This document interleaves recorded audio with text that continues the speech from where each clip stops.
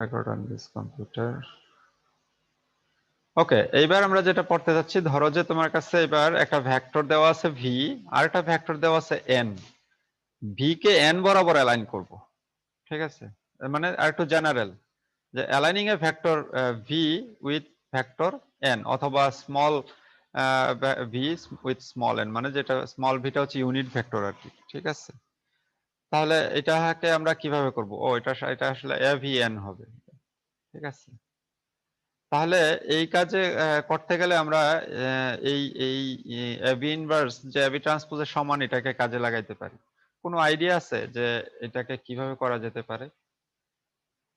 একটু জাস্ট যা বলে আসলাম রাইট নাও, এর মধ্যে থেকে কোনো আইডিয়া দিতে পারো কিনা কেউ, এনিবডি?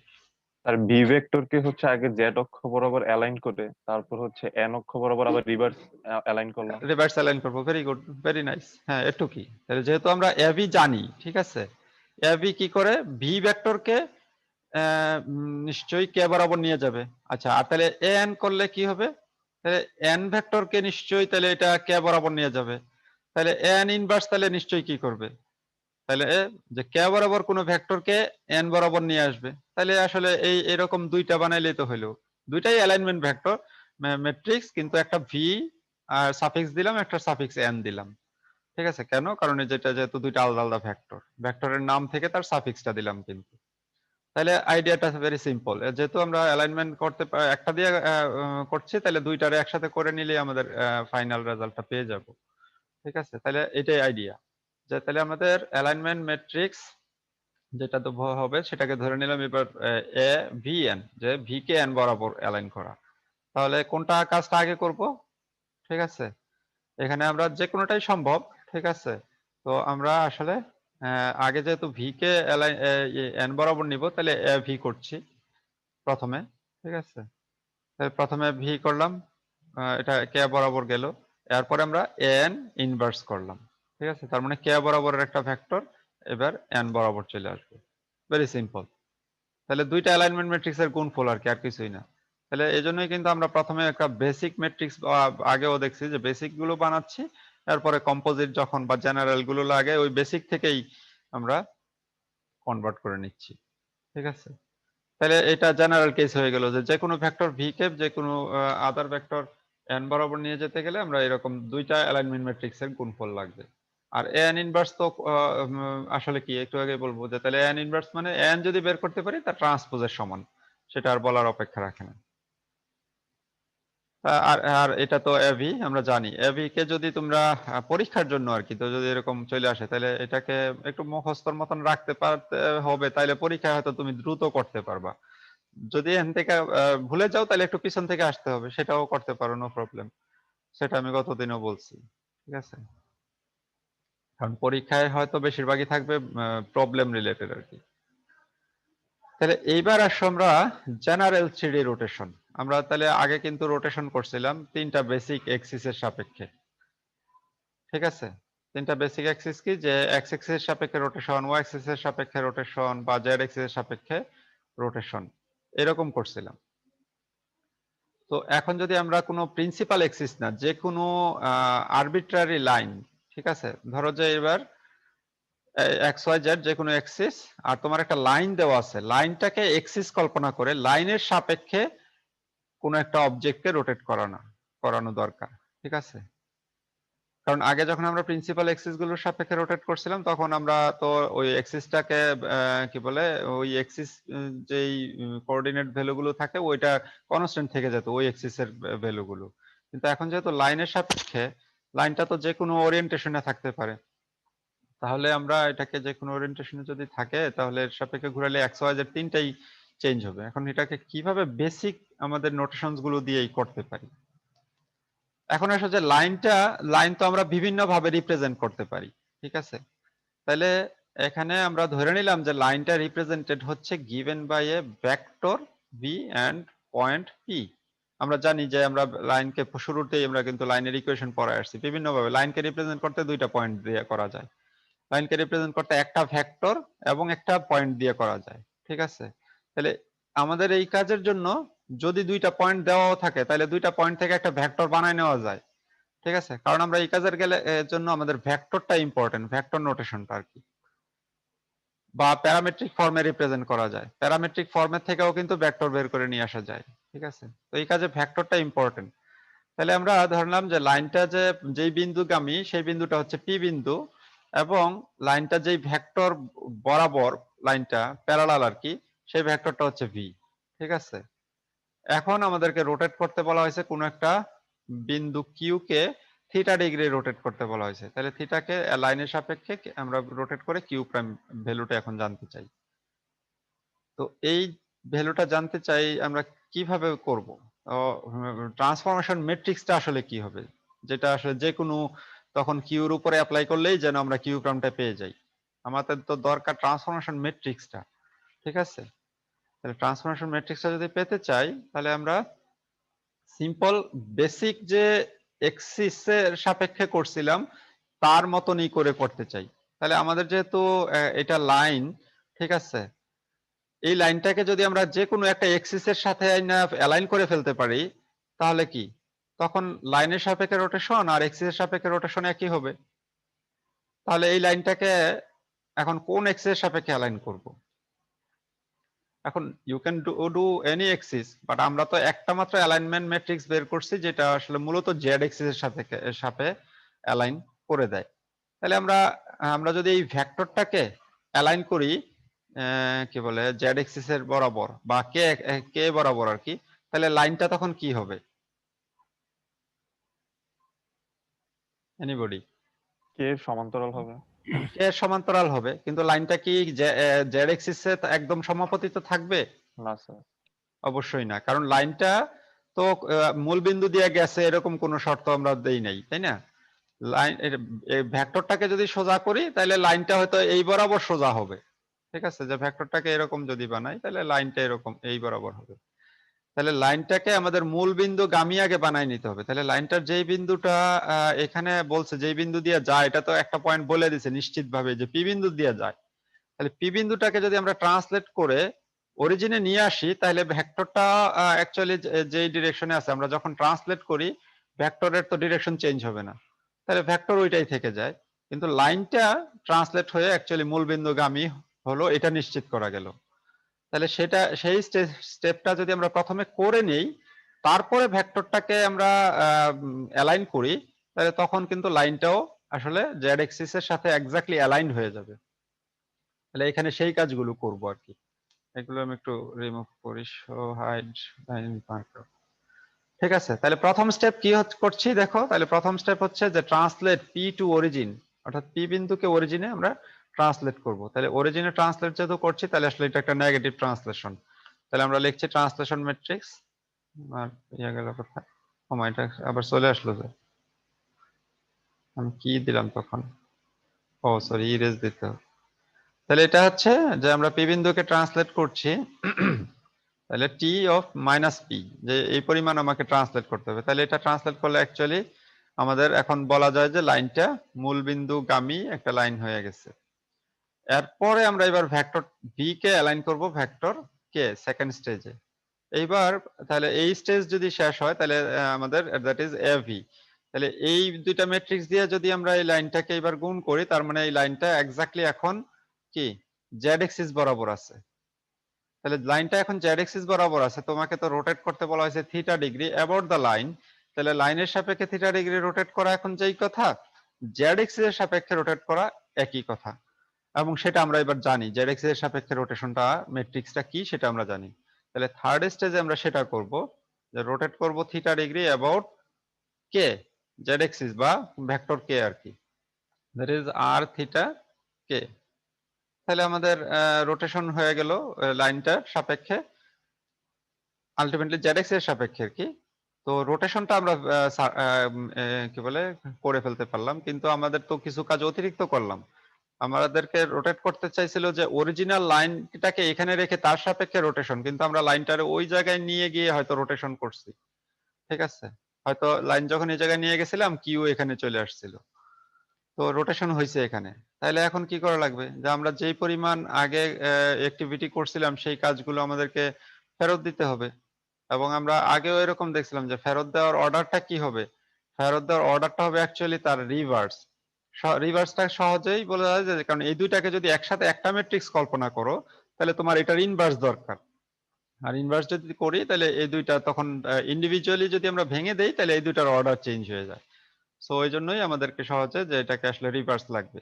তাহলে আগে 2 নাম্বার স্টেপটা আমাদেরকে তাহলে আগে করতে হবে যে রিভার্স অফ স্টেপ 2, তাহলে that is V inverse, and 5 number হচ্ছে reverse of step 1, that is T minus P তার ইনভার্স। তাহলে এই যে পাঁচটা ম্যাট্রিক্স আছে, এই পাঁচটা ম্যাট্রিক্সের যদি আমরা গুণ করি যেই কম্পোজিট ম্যাট্রিক্সটা পাবো সেই ম্যাট্রিক্সটাই হচ্ছে কিন্তু আলটিমেটলি জেনারেল রোটেশন ম্যাট্রিক্স।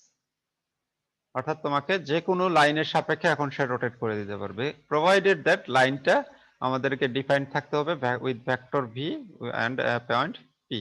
যদি এইভাবে না থাকে ইউ হ্যাভ টু অ্যানাদার স্টেজে, যদি তোমাদেরকে যে দুইটা পয়েন্ট দেওয়া থাকলো ওই ফর্মে ডিফাইন্ড থাকে, আমরা শুরুতে দেখাইছিলাম যে লাইনকে প্যারামেট্রিক ফর্মেও কিন্তু ডিফাইন করা যায়, সেখান থেকেও আমরা দুইটা পয়েন্ট বের করে নিতে পারবো। কোথায় যে লাইনের ইকুয়েশন ছিল যে যেটা ছিল ভি ফর্মে, যদি দুইটা পয়েন্ট দেওয়া থাকে সেখান থেকে ভি কে বের করে নেওয়া, বা প্যারামেট্রিক ফর্মের লাইনের ইকুয়েশন এইরকম লিখতে পারি আমরা কিন্তু P zero plus T V. ঠিক আছে, তাহলে আমরা যদি এইভাবে লাইনের ইকুয়েশন দেই তাহলেও সেখান থেকেও তোমাদেরকে কিন্তু ভি ভেক্টরটা বের করে নিয়ে আসতে হবে। ঠিক আছে, তাহলে এই এই এই মেথড যেটা যেটা আমরা এখানে দেখালাম সেটাকে অ্যাপ্লাই করতে পারবো। কোথায় ছিলাম?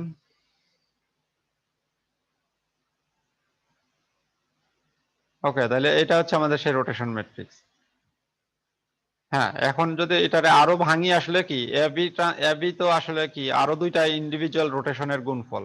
সো এটাকে তুমি যদি মনে রাখতে এবি না মনে রাখতে পারো তাহলে এটাকে মনে রাখলে হবে। এখানে মনে হইতেছে 7টা ম্যাট্রিক্স। ঠিক আছে, সে কিন্তু তোমার এটা কি বলে, এটা যা এটা তার ইনভার্স। ঠিক আছে, আবার এটা যা এটা তার ইনভার্স, এটা যা এটা তার ইনভার্স। তার মানে আলটিমেটলি মূলত 4টা ম্যাট্রিক্স, এবং 4টার মধ্যে 3টাই আসলে রোটেশন ম্যাট্রিক্স। ঠিক আছে, একটা কি বলে, ও এটা ভুল আছে মনে হয়, এটা তো ছিল আই আর এটা হবে জে, এটা জে ছিল। ঠিক আছে, যে এক্স এক্সিস এর সাপেক্ষে রোটেশন, ওয়াই এক্সিস এর সাপেক্ষে রোটেশন, জেড এক্সিস এর সাপেক্ষে রোটেশন। ঠিক আছে, একটা আলফা একটা মাইনাস বিটা একটা হয়তো থিটা, এটা ওই টেক্সটে আমরা হয়তো দুইটারে এটারে থিটা লিখছিলাম আর এটারে ফাই লিখছিলাম আর কি, কিন্তু এখানে যেহেতু একটা আবার থিটা লিখছি আর থিটাকে, এই জন্য এটাকে হয়তো আলফা দিয়ে লিখছি। So you can use this or that, যে কোনোটাই ইউজ করতে পারো। ঠিক আছে, পরীক্ষার জন্য। এখানে একটা এক্সাম্পলও দেখানো হয়েছে, ধরো যে তোমাকে find the new coordinates of A unit cube. Simple একটা কিউব নিলাম যেটা ইউনিট কিউব। তাহলে ইউনিট কিউব যেহেতু এটা কোঅর্ডিনেটের ভ্যালুগুলো সবগুলো এরকম যে এটা 0 0 0, তাহলে এটা এক্স অ্যাক্সিসে 1 0 0 এন্ড সো অন, বাকিগুলো একদম 1 এরকম ছাড়া আর কিছুই হবে না। এখন এটাকে 90 ডিগ্রি রোটেট করতে বলা হয়েছে about an axis defined by its end points এত। দেখো এখানে কি বলতেছে যে এমন একটা এক্সিসের সাপেক্ষে ঘোরাও, এক্সিস মানে প্রিন্সিপাল এক্সিস না কিন্তু, যেটা অর্থাৎ সোজা কথা লাইন আর কি, যেই লাইনটা এই দুই বিন্দু দিয়ে গেছে, এত এবং এ এবং বি এই দুই বিন্দু দিয়ে গেছে।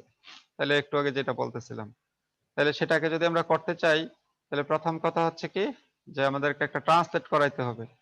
ঠিক আছে, তাহলে ট্রান্সলেট করব কোনটা? তাহলে তুমি এখান থেকে ধরে নিলাম যে আমাদের এ বিন্দু দিয়ে গেছে, এইটাকে আমরা পি জিরো পয়েন্ট মনে করলাম, বিটাকেও মনে করতে পারো, ডাজন্ট ম্যাটার, কারণ আমরা যে পরিমাণ ট্রান্সলেট করব পরে তো সেটা রিভার্স করব। তাহলে সেটাকে এখানে একটা ট্রান্সলেশন ম্যাট্রিক্স লাগবে, সেই ম্যাট্রিক্সটা এটা। ঠিক আছে, এখন আসো যে যেটা হচ্ছে যে আমাদের একটা রোটেশন ম্যাট্রিক্স যেটা দরকার, রোটেশন কি বলে অ্যাঙ্গেল, ওই যে সেকেন্ড ইয়ার দিয়ে গেছে আর কি, তাহলে সেকেন্ডটার জন্য এখানে অ্যাঙ্গেল গুলো বের করে কাজ করা হয়েছে। ঠিক আছে, সাইন আলফা কজ আলফা এগুলো, কিন্তু আমরা যদি সেটা না দিয়া এভি বের করে যেতাম, ঠিক আছে, সেটা এখানে দেখানো হয় নাই মনে হয়। এভি যদি বের করতাম, ও এটা দেখানোই হয় নাই। ঠিক আছে,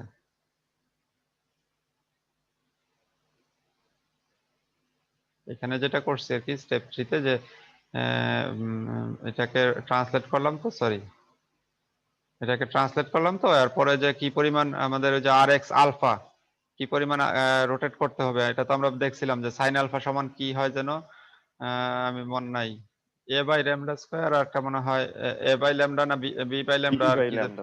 বি বাই ল্যামডা ছিল আর কি, ওইখান থেকে ইয়া করছে আর কি, মানে ওই যে এখানে যে 7টা ইয়া যেটা ছিল এই স্টেজটাতে করছে আর কি। কিন্তু তুমি যদি ডাইরেক্টলি এ ভি ব্যবহার করতে চাও তাহলে ভি বানাইলেও হবে, তখন এ ভি ম্যাট্রিক্সে বসাইতে হবে আর কি। তো এখানে উদাহরণটাতে আমরা ডিটেইল করা হয়েছে আর কি, যে সাইন আলফা সমান আসলে বি বাই ল্যামডা, আর কজ আলফা সমান তাইলে হ্যাঁ কি এ বাই ল্যামডা নাকি, সি বাই ল্যামডা। ও সি বাই ল্যামডা, আমি মনে নাই। তাহলে সেই মানগুলো এখানে বসাইছে আর কি, ঠিক আছে। তাহলে আর এক্স পাইছি। তারপরে আর ওয়াই, আর ওয়ার জন্য কি ছিল, যে এটা কি এ বাই ভি এরকম মনে হয় নাকি, জি স্যার। আর এটা তাহলে কি lambda by lambda V. By B. হ্যাঁ, তাহলে সাইন বিটা কস বিটার এই মানগুলো এখানে বসাইছে, ঠিক আছে। তো এইগুলো কিন্তু কঠিন না, জাস্ট সিম্পল এখান থেকে মানগুলো ক্যালকুলেট করে নিয়ে আসলেই বের করা যায় আর কি।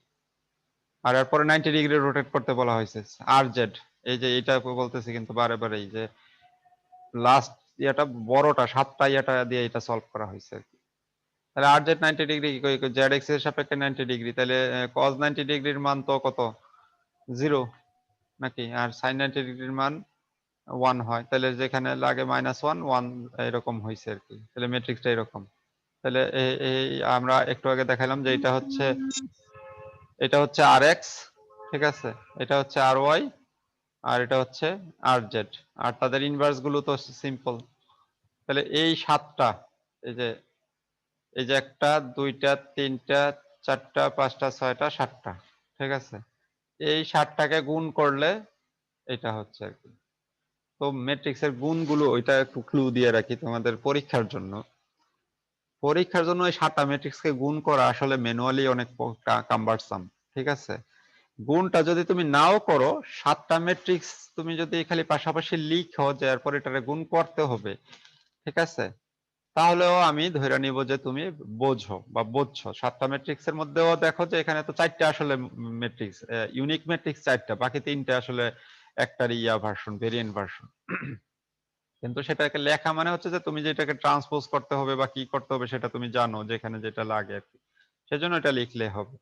তারপরে যদি তুমি একান্তই না জানো, পাশে লেখাও দিতে পারো যে হ্যাঁ, যে কি বলে এবি ট্রান্সপোজ এবি ইনভার্স এর সমান, বা sorry AB inverse AB transpose এর সমান, সেটা লিখে দিয়েও যদি তুমি লিখো তাহলেও আমি মাইনে নিব, ঠিক আছে। হয়তো 80% মার্কসই আমি দিয়ে দিব। তো যাই হোক, এখানে এই সিনারিওতে এবার আসো যে তাহলে যে 7টা ম্যাট্রিক্স কে গুণ করলে এই হচ্ছে আমাদের ফাইনাল ট্রান্সফরমেশন ম্যাট্রিক্স। কিন্তু প্রশ্নে কিন্তু তোমাকে ট্রান্সফরমেশন ম্যাট্রিক্স বের করতে বলে নাই। এখন পরীক্ষায় এটা এরকম হইতে পারে, কিন্তু অনেক সময় আমরা বলতে পারি যে ট্রান্সফরমেশন ম্যাট্রিক্সটা বের করো। তাহলে ট্রান্সফরমেশন ম্যাট্রিক্সটা যে 7টা ম্যাট্রিক্সের গুণ, কিন্তু প্রশ্নে তোমাকে চাওয়া হয়েছে যে তার নিউ কোঅর্ডিনেট ভ্যালুগুলো, যে এটার সাথে রোটেট করাইলে নতুন ভ্যালুগুলো কি হয়, ঠিক আছে। তাহলে দেয়ার ইজ অ্যানাদার স্টেপ, ঠিক আছে। সেই স্টেপটা কি, যে আমাদের তো কোঅর্ডিনেটস ভ্যালু আছে 8টা, ঠিক আছে। তাহলে প্রত্যেকটা ভ্যালুকে যদি আমরা একটা হোমোজেনিয়াস কলাম ভেক্টর আকারে লিখি, ঠিক আছে, তাহলে এইটাকে একসাথে যদি আমরা একটা ম্যাট্রিক্সে স্টোর করি, এটা তাহলে একটা 4/8 ম্যাট্রিক্স হবে, যেহেতু 8টা ভ্যালু, ঠিক আছে। তাহলে এটা হচ্ছে আমাদের কোঅর্ডিনেটস গুলো, ঠিক আছে, পি বিন্দুগুলো। তাহলে এই পি বিন্দুগুলো কি, একটা আছে 0 0 0 1 1 0 1 0, এটাকে তুমি বাইনারিতেও লিখতে পারো সহজ করে, অথবা তুমি হয়তো একটা সিকোয়েন্সে লিখলে। এটা কিন্তু মূলত উপরের এটা কিন্তু কোঅর্ডিনেটস, আর নিচেরটা হোমোজেনিয়াস ভেক্টর, ঠিক আছে। তাহলে এইবার আমাদের যদি ট্রান্সফরমেশন ম্যাট্রিক্স, যেটা আমরা বের করলাম right now, final general transformation matrix R theta, এটা দিয়ে যদি গুণ করি, তাহলেই কেবল আমরা কিন্তু নতুন কোঅর্ডিনেটস ভ্যালুগুলো পাবো। তার মানে এটা দিয়ে এটাকে করলাম, তাহলে একটা পাইলাম, এটা হচ্ছে প্রথমটা, ঠিক আছে। কি বলে, না এটা দিয়ে শুধু করলে একটা শুধু ফার্স্ট ভ্যালুটা আর কি, এটা দিয়ে করলে তারপরে সেকেন্ড ভ্যালুটা, এটা দিয়ে থার্ড রো দিয়ে করলে এইভাবে আমরা আলটিমেটলি একটা এইভাবে পাবো, এবং পুরাটাকে শেষ করলে আমরা সম্পূর্ণটুকু পাবো। তো এটার ক্ষেত্রেও আমাদেরকে কি বলে, যদি তোমাদেরকে নিউ কোঅর্ডিনেটস ভ্যালু বের করতে বলা হয়, তাহলে তুমি যদি এখানে এসে স্টপ করো, তাহলে আমি বুঝবো যে you didn't get the answer, তুমি সেটা বোঝোই নাই, তোমাকে চাইছে কি তুমি সেটা দাও নাই। এখন এখানে এটাই ক্লুটা, যে পরীক্ষায় ছাত্রদেরকে যে এই 7টা ম্যাট্রিক্স গুণ করে তোমার হয়তো কি গুণফলটা বের করা অনেক কষ্টের, তো তুমি গুণফলটা বের করে না করলেও তুমি যদি যে একটা ম্যাট্রিক্স পাওয়া যাবে সেটাকে লিখে দিলাম যে সে এটাকে কি বলে যে এটার নাম তুমি একটা কিছু দিলা যে x11 ডট ডট ডট দিলাম, ঠিক আছে, এইভাবে যে এটা একটা 4x4 ম্যাট্রিক্স পাওয়া যাবে যে x44, এইটা একটা ম্যাট্রিক্স। এইবার এই ম্যাট্রিক্সটাকে তুমি আবার এখানে পয়েন্টস গুলো দিয়া যে এখানে ভ্যালু গুলো তুমি লিখলা না, কিন্তু ওই ম্যাট্রিক্সটারে যে এটা সেই ম্যাট্রিক্সটা দিয়ে এটারে গুণ করতে হবে, এবং গুণ করার পরে এখানে আবার হয়তো 8টা পয়েন্ট পাওয়া যাবে, সেটাকে তুমি নাম দিলা যে এটা হচ্ছে কি p1x, এটা p1y, এন্ড এটা p1z। ইনফ্যাক্ট p1 প্রাইম আর কি, এটা প্রাইম হবে নতুন যেহেতু, ঠিক আছে, যেটা p1 প্রাইম x, এটা p1 prime y, p1 prime z। এইভাবে তুমি 8টাকে একটা নোটেশন দিয়েও যদি দেখাও তাহলেই আই ক্যান আন্ডারস্ট্যান্ড যে সে ফুল প্রসেসটা বুঝছে। আদারওয়াইজ তুমি যদি এখানে শেষ করো তাহলে তো তুমি অবশ্যই তখন হাফেরও কম মার্কস পাবা, যে তুমি প্রসেসটাই বোঝো নাই, তুমি ট্রান্সফরমেশন ম্যাট্রিক্স বের করে বসে আছো, ভাইরাস তোমাকে জানতে চাওয়া হয়েছে যে নিউ রেজাল্টস। ওকে, বোঝা গেছে?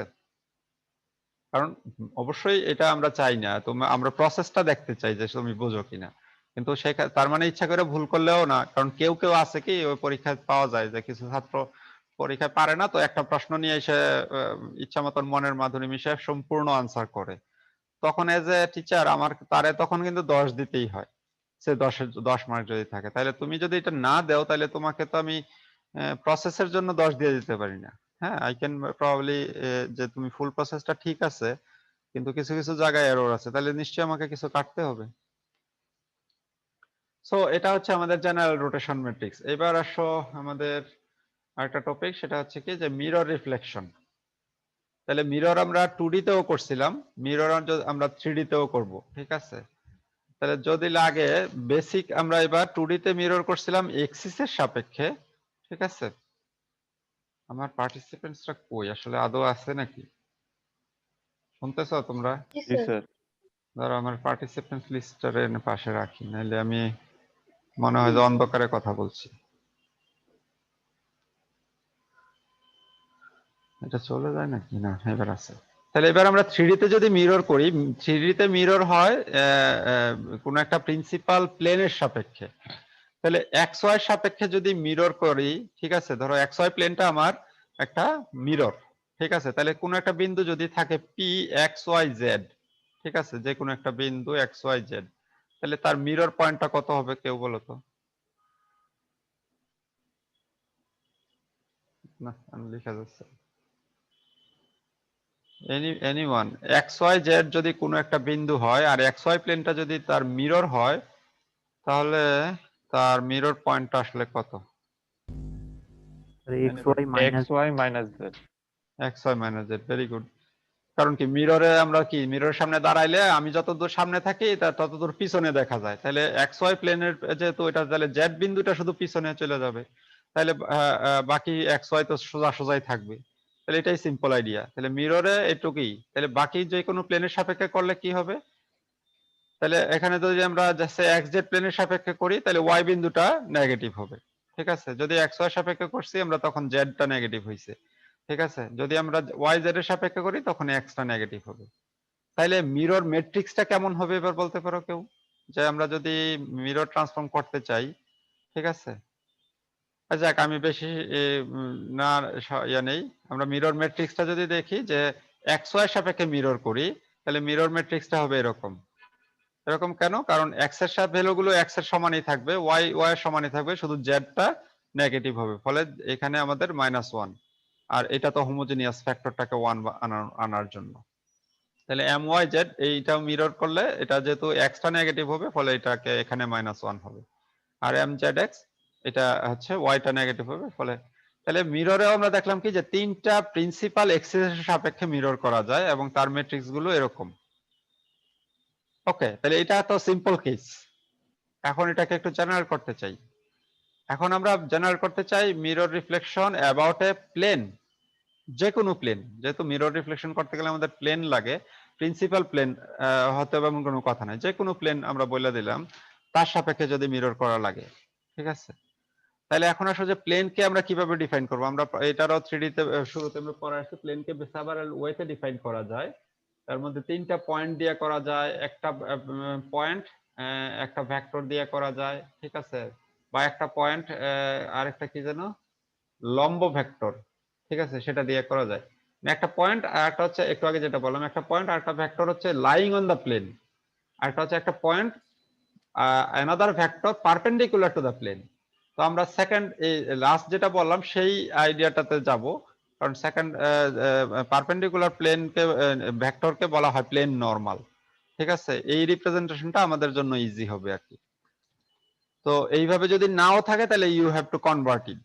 এখন কেন এটাতে যাব বা কেন এটা করলে সুবিধা কি হবে, তাহলে আমাদের যেহেতু প্লেনকে সাপেক্ষে আমাকে ইয়া করতে বলা হয়েছে, কি বলে মিরর, অর্থাৎ ধরো যে এবার এরকম একটা প্লেন আছে, আমাদের প্লেনটা এই বিন্দুগামী পি বিন্দুগামী, এবং এই এই প্লেনের উপরে লম্ব, এই লম্বটা কিন্তু এই বিন্দুর উপরে না, পুরা প্লেনের উপরে, প্লেন নরমাল মানে প্লেনের যে কোনো জায়গায় এই ভেক্টরটা একই রকম, ঠিক আছে, প্লেন ভেক্টরটা প্লেনের উপর লম্ব অবস্থানে আছে।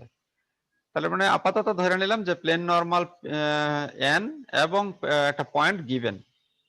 তাহলে এবার তোমরা কোনো আইডিয়া দিতে পারো যে কিভাবে আমরা বেসিক আমাদের রাইট নাও যে সমস্ত ট্রান্সফরমেশন পড়ছি তার মাধ্যমে এই কাজটা করতে পারি কিভাবে? পয়েন্টকে অরিজিনে নিয়ে গিয়ে তারপর তারপর স্যার প্লেনটাকে কোনো একটা এক্সিস এর সাপেক্ষে আঁকড়া করবো স্যার। স্যার ভেক্টরটাকে স্যার জেড কে মানে ইয়া করা আর কি, অ্যালাইন করার জন্য। হ্যাঁ, তাহলে ভেক্টরটাকে যদি কে বরাবর অ্যালাইন করি তাহলে প্লেনটা কি হবে তখন? তো plane sir X Y plane হয়ে যাবে তখন। প্লেনটা এক্স ওয়াই প্লেনের সমাপতিত হবে, তাই তো? ইয়েস, যদি আমরা প্লেন পয়েন্টটাকে আগে অরিজিনে নিয়ে নিই, আর যদি না নিয়ে এটাকে অ্যালাইন করি তাহলে কিন্তু প্লেনটা এক্স ওয়াই প্লেনের প্যারালাল থেকে যাবে। তাহলে আমরা এই জন্য এটাকে নিশ্চিত করব যে পি0 পয়েন্টটা অরিজিনে ট্রান্সলেট করে, ঠিক আছে, যে তাহলে প্লেনটা অবশ্যই মূলবিন্দু গামী অবস্থানে থাকবে আর কি। তাই তো আইডিয়া তো তোমরা বুঝতে পারছো আশা করি কেউ কেউ। হ্যাঁ, আর বাকিরা যদি কিছু কনফিউশন থাকে 3D একটু কল্পনা করা লাগে, অন্যদের যারা একটু বোঝে তাদের সাথে দরকার হলে ডিসকাস করিও, ঠিক আছে। তাহলে হ্যাঁ, এখানে ফার্স্ট স্টেপ হচ্ছে যে আমরা তাহলে এটাকে ট্রান্সলেট করে পি বিন্দুটাকে অরিজিনে নিয়ে যাব। তাহলে কি হবে যে প্লেনটা অ্যাজ ইফ যে এটা মূল বিন্দু গামী অবস্থানে থাকবে। তাহলে এইবার যদি আমরা ভেক্টর এন কে জেড বরাবর অ্যালাইন করি তাহলে আসলে বলা যায় যে প্লেনটা অ্যালাইন হবে এক্স ওয়াই এক্সিস বরাবর, সরি এক্স ওয়াই প্লেনের সাথে আর কি। তাহলে second stage align the vector K, align the vector N with vector K, ঠিক আছে। তাহলে এটা আমি যদি করি তাহলে এটা হয়ে গেল এক্স ওয়াই প্লেন। এখন তাহলে আমরা কি বেসিক ইয়াটা করব, এক্স ওয়াই প্লেনের সাপেক্ষে মিরর করব। আমাদের তো এই কি যেন এটাকে স্মাইলিকে মিরর করতে বলা হয়েছে। সো স্মাইলি ইজ এর object here, any point P K যদি মিরর করতে লাগে তাহলে সেটাকে মিরর করার লাগলে আমরা এক্স ওয়াই সাপেক্ষে করব। আমরা তো এখানে মিররটা করতেছি না কিন্তু, হোয়ারাজ আমরা একটা মিরর ট্রান্সফরমেশনের জন্য যে ম্যাট্রিক্সটা দরকার সেটা বের করতেছি। তাহলে সেটা করতে গেলে আমাদের ম্যাট্রিক্সটা লাগবে আলটিমেটলি এম এক্স ওয়াই। তো এম এক্স ওয়াই তো একটু আগে ডিফাইন করে আসলাম আমরা, তো সেটা যা লাগবে। তাহলে এম এক্স ওয়াই যদি আমরা করি, শেষ পর্যন্ত কাজটা করি, তাহলে এটা এরকম চেহারা নিবে এবং আগের মতন এই দুইটাকে আমরা ফেরত দিব, ঠিক আছে। তাহলে দেখো এখানেও কিন্তু আমরা এই একটু আগে যেটা রোটেশন করলাম সেটার মতন এন কাজে লাগবে, এবং এই জন্যই কিন্তু আমরা এন কে বানাইছি একটু আগে, যে কোনো জায়গায় যদি কোনো কিছু অ্যালাইন করা লাগে এই ভেক্টরটাকে আমরা অ্যালাইন করে দিয়ে যেন করতে পারি, ঠিক আছে। তাহলে বাকি দুইটা কাজ রিভার্স করছি আর কি, আগের মতন, reverse of step 2 and reverse of step 1। তাহলে এই পাঁচটা ম্যাট্রিক্সের গুণফল কিন্তু হচ্ছে আমাদের মিরর ট্রান্সফর্ম, ঠিক আছে। তো এখানেও কিন্তু এনটাই শুধু কমপ্লেক্স, আর এম এক্স ওয়াই তো দেখলাম ভেরি সিম্পল, শুধু একটা ডায়াগোনাল ম্যাট্রিক্স যার থার্ড ভ্যালুটা -1, ঠিক আছে। আর এটা তো খুব সিম্পল, যেই পয়েন্ট দেওয়া আছে সেই পয়েন্টের ফ্যাক্টর গুলোই তো ট্রান্সলেট করব, তাই না? তো এটাও খুব কঠিন না। এবার আসো ফার্দার কম্পোজিশন। ফার্দার কম্পোজিশনের আমি এটাকে কাইন্ড অফ ইয়াতে রাখবো আর কি, শুধু আমি প্রবলেমটা ইয়া করব, আমি অন্য টপিকে যাব, কারণ একই রকম জিনিস আছে পরবর্তীতে। এটাকে আইডিয়াটা হচ্ছে সে, এবার ধরো যে তোমার তিনটা বিন্দু আছে P1 P2 P3, ঠিক আছে।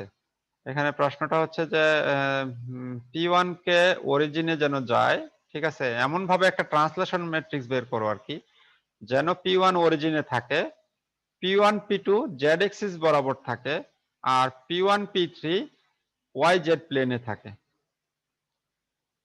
অর্থাৎ প্রশ্নটা কি যে এইটা তিনটা পয়েন্ট আছে, তিনটা পয়েন্টকে যদি আমরা এরকম কানেকশন কল্পনা করি, তাহলে এমন একটা ট্রান্সফরমেশন ম্যাট্রিক্স বের করতে হবে যে ট্রান্সফরমেশনটা কি করে P1 কে অরিজিনে সেট করে রাখে, P2 কে P1 P2 এই লাইনটাকে জেড এক্সিস বরাবর একদম অ্যালাইন রাখে, আর P1 P3 কে ওয়াই জেড প্লেনে রাখে। ঠিক আছে, এটা হচ্ছে এই যে ফাইনাল অবস্থানটা আর কি বোঝানো হচ্ছে 3D তে কাইন্ড অফ। তাহলে সেটাকে আসলে কিভাবে করতে পারি? তাহলে আইডিয়াটা হচ্ছে যে প্রথম কথা, যদি আমরা P1 কে অরিজিনে আনতে চাই, তাহলে একটা সিম্পল ট্রান্সলেশন লাগবে। P1 কে ট্রান্সলেট যদি করি মাইনাস পরিমাণ, ঠিক আছে, তাহলে এটা অরিজিনে চলে আসবে। এখন বাকিটা কিভাবে করতে পারি? এটা তো অরিজিনে চলে আসলো, তাই না? এখন আমাদের দরকার হয়েছে যে P1 P2 এটাকে আমাদের জেড এক্সিস বরাবর নিয়ে আসার দরকার। এখন এটাকে কিভাবে আনতে পারি? এটা কিন্তু একটা লাইন, এটাকে তুমি ভেক্টরও কল্পনা করতে পারো, ঠিক আছে। তাহলে you can use the alignment again. Alignment আছে। হ্যাঁ, okay, you can again do, কিন্তু সেক্ষেত্রে এটার কি হবে? ঠিক আছে, তোমার তো এটা তো ফুল অবজেক্ট, ঠিক আছে, যে এমন একটা অ্যালাইনমেন্ট দরকার যেটা এটাকে এখানে অ্যালাইন করে এবং এটাকে আবার এখানে সেট করে, ঠিক আছে, মানে ওয়াই জেড প্লেনে রাখে। ঠিক আছে, তাহলে আমাদের আলটিমেটলি অ্যালাইনমেন্ট যেটা বলছি সেটা লাগবে, কিন্তু এরপরেও আরো কিছু লাগবে। ঠিক আছে, সেটারে আমি একটু ভিজুয়ালি এবার দেখাইতে চেষ্টা করি যে এখন আমাদেরকে কি লাগবে। যে আমরা দেখছি অ্যালাইনমেন্ট যেটা আমরা বের করছিলাম, এটা অ্যাকচুয়ালি দুইটা রোটেশনের কম্বিনেশন। তো এখানে আমাদের দুইটা রোটেশন দিয়ে হবে না, আসলে আরো কিছু রোটেশন দরকার হবে। তো সাম কম্বিনেশন অফ রোটেশনস এটা দরকার। তাহলে সেটা আমরা একটু এখানে দেখতে চাই। তাহলে এইগুলো নিজেরা দেখবা, আমি এগুলো বলবো না, জাস্ট আমি ভিজুয়ালটা দেখাইতে চাই। তাহলে ধরো যে এটা এখানে ছিল, আমরা প্রথমে ট্রান্সলেট করলাম, ট্রান্সলেট করলে এটা এখানে আসছে। ঠিক আছে, এটা মানে এই হলুদটা হচ্ছে পুরনো অবস্থান আর কি, জাস্ট তোমাকে মনে করা রাখার জন্য দেখানো হচ্ছে। তাহলে ট্রান্সলেশনের পরে এটা এখানে চলে আসছে। তাহলে এরপরে আমাদেরকে এটাকে নিয়ে যাইতে হবে কোথায়? ওয়াই জেড প্লেনে। ঠিক আছে, ওয়াই জেড কি বলে, এই যে P1 P2, in fact P1 prime P2 prime, যেহেতু একবার ট্রান্সলেট করে ফেলছে আর কি। তাহলে এটাকে আমরা এমন ভাবে রোটেশন করব যেন এটা কোথায় যায়? ওয়াই জেড প্লেনে যায়। তাহলে এটা ওই অ্যালাইনমেন্টের যে ট্রান্সফরমেশন আইডিয়াটা ছিল সেটা। ঠিক আছে, তাহলে এখানে আমরা সেই রোটেশনটা করতে পারি বিভিন্ন ভাবে। সেটা কার সাপেক্ষে করব? ওয়াই এর সাপেক্ষে করতে পারি, এক্স এর সাপেক্ষে করতে পারি। ঠিক আছে, না এক্স এর সাপেক্ষে করলে কেমনে হবে? এক্স এর সাপেক্ষে করলে তো এটা এদিকে এদিক ঘুরবে। এটা ওয়াই এর সাপেক্ষে করতে পারি আর জেড এর সাপেক্ষে করতে পারি সম্ভবত। না, কিন্তু তো থিটা দেখাচ্ছে এক্স এর সাপেক্ষে। কোনটা যে নিচ্ছে এখানে দেখি কি লিখছে। ও রোটেট, হ্যাঁ ওয়াই এর সাপেক্ষে করছে। ঠিক আছে, ওয়াই এর সাপেক্ষে বলতেছে যে rotate about Y axis so that P1 P2 lies on the Y Z plane. ঠিক আছে, তাহলে এটাকে কি এই যে P1 P2 লাইনটা ওয়াই জেড প্লেনে, আমি যেই ছবিটা আঁকছি এটাই আর কি, লাইনটা আঁকছি যে ওয়াই জেড প্লেনে নেওয়ার জন্য আমাদেরকে রোটেট করাইতে হবে। এখন রোটেট করাবো কত ডিগ্রি? তো এখানে ধরে নিচ্ছি যে সে অলরেডি এক্স অ্যাক্সিস এর সাথে থিটা ডিগ্রি অ্যাঙ্গেল করে আছে। তাইলে আমরা রোটেট করাইতেছি তো এদিকে, তাহলে 90 ডিগ্রি মাইনাস থিটা করে আছে হচ্ছে এটা। তো এটা আমাদের অ্যাজাম্পশন, আমরা থিটা ওইখানে ধরছি কেন, এইদিকে ধরলেও হয়তো doesn't matter, it's up to you. ঠিক আছে, এটা শুধু বোঝানোর জন্য আমি ধরছি আর কি। ঠিক আছে, তাহলে এখানে এটাকে রোটেট করে এখানে নিয়ে গেলাম, এটা গেল সেকেন্ড স্টেজ। তাহলে এখন রোটেট করার ফলে এটা কিন্তু আমরা নিশ্চিত হইলাম যে এটা এখান থেকে রোটেট হয়ে এটা ওয়াই জেড প্লেনে আসছে। তার মানে এটা এখন ওয়াই জেড প্লেনে আছে, কিন্তু এটা কোথায় আছে জানি না। ঠিক আছে, এটা তো এরা তো একই একই প্লেনে ছিল এরকম কোনো কথা বলে দেয় নাই। ঠিক আছে, যে এটা গেলেই ওইটা ওইখানে চলে যাবে, ওয়াই জেড প্লেনে যাবে, এটা কিন্তু শিওর না। তো না থাকে থাকুক, এটা যেখানে থাকে থাকুক। ঠিক আছে, তাহলে এটা তো আমরা নিশ্চিত হয়েছি যে এটা ওয়াই জেড প্লেনে আছে। তাহলে এইবার আমরা এক্স এর সাপেক্ষে একটা রোটেশন করাইতে পারি ফাই অ্যাঙ্গেল, যে যদি এটা ফাই অ্যাঙ্গেল করে থাকে। ঠিক আছে, তাহলে এটা ফাই অ্যাঙ্গেল করবো এক্স এর সাপেক্ষে, এই দিকে আর কি। ঠিক আছে, তাহলে এদিকে রোটেট করালাম একটা, তাহলে এটা এখন কোথায় চলে আসবে? জেড এক্সিস বরাবর চলে আসবে এক্স্যাক্টলি। ঠিক ঠিক আছে, যে এই ফাই অ্যাঙ্গেলটা সে জেড এর সাপেক্ষে জেড এর সাথেই করে আছে, এবং প্রত্যেকটা অ্যাঙ্গেলই কিন্তু আমরা ট্রিগোনোমেট্রি অ্যাপ্লাই করলে বের করতে পারবো। ইনফ্যাক্ট অ্যাঙ্গেল গুলো না বের করে আমরা sine of angle, cos of angle বের করে ফেলতে পারবো আরো সহজে। অ্যাঙ্গেল গুলোও তো করতে পারবোই আর কি, যেহেতু এখানে ট্রিগোনোমেট্রি ইজ ভেরি সিম্পল।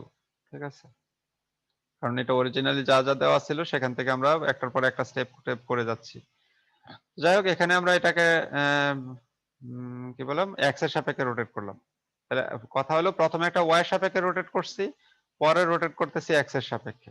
ঠিক আছে, তাহলে এটা এবার এক্স এর সাপেক্ষে রোটেট করলে কি হলো, যে এটা এখানে অ্যালাইন হইলো। ঠিক আছে, অর্থাৎ এই বিন্দুটা এখানে চলে আসছে, হলুদের ইয়েটা, বাট এই লাইনটা কিন্তু এখানে কি বলে এখানে আসছে।